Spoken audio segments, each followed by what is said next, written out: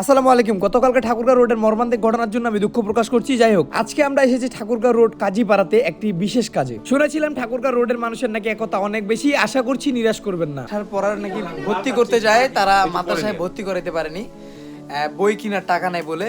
এটা আমরা আমাদের পক্ষ থেকে যতটুকু সম্ভব দেওয়ার চেষ্টা করলাম, মানে বই যেন কিনতে পারে জাস্ট।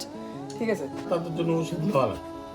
আমি এই ওষুধের টাকা পয়সা কই পাবো? কার কাছে যাবো? আমার তো আল্লাহ ছাড়া দুনিয়ার মধ্যে কেউ নাই। এই বাচ্চা দুটা ছাড়া আমার আর কিছু নাই, কেউ নাই। কিন্তু আমি এই বাচ্চা দুটা কিভাবে বাঁচাবো? আমার প্রতি মাসে মাসে 8,000 টাকা করে ওষুধ নিতে হয়। আমি মাসে 8,000 টাকা বেতন পাই। এ দিয়ে চলতে আমার খুব সমস্যা হয় ভাই। আমি তো একদিন মজুর ভাই, আমাকে তো বাঁচতে হবে, আমার বাচ্চা দুটাকে বাঁচাইতে হবে। কিন্তু আমি তাদেরকে কিভাবে বাঁচাই দেবো ভাই? এই বাচ্চা দুটা ছাড়া আমার কিছু নাই ভাই। আমি খুব কষ্টের মধ্যে আছি ভাই, আমার দিন যায় না কোনোভাবে, কোনো রকম ভাবে যায় না ভাই।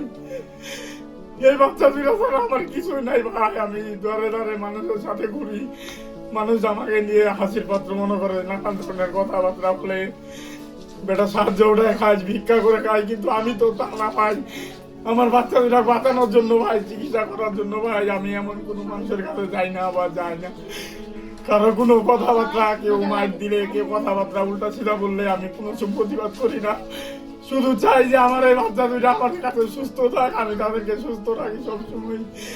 আমার বাসায় প্রায় 2-3 মাস থেকে আমি ঠিক মতো খাইতে পারি না, আমার বাচ্চাগুলো আমি খাওয়াইতে পারি না। ঠাকুরগাঁও কাজীপাড়ার রাজু ভাইয়ের দুই মেয়ের মাঠে খেলতে যাওয়ার বয়সে দৌড়াতে হয় হসপিটালে। দুই ফুটফুটে মেয়ে সন্তানই বিরল থ্যালাসেমিয়া রোগে আক্রান্ত, প্রতি মাসেই চেঞ্জ করতে হয় রক্ত। আল্লাহ তোমার ভালো করবে, তোমার সবার ভালো করবে, কি আমার সামনে দেখা হবে জাদু। আল্লাহ রহমতের মালিক, তোমার রহমত করো আল্লাহ।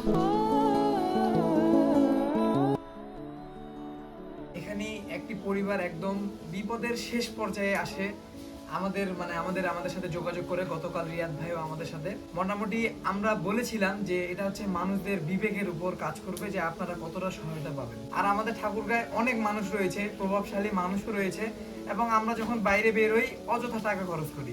তো সেই টাকাটা খরচ না করে একদিনের টাকাটা যদি আমরা এই পরিবারটিকে দিয়ে থাকি, তাহলে ইনশাআল্লাহ এই পরিবারটি আবার সচল হবে।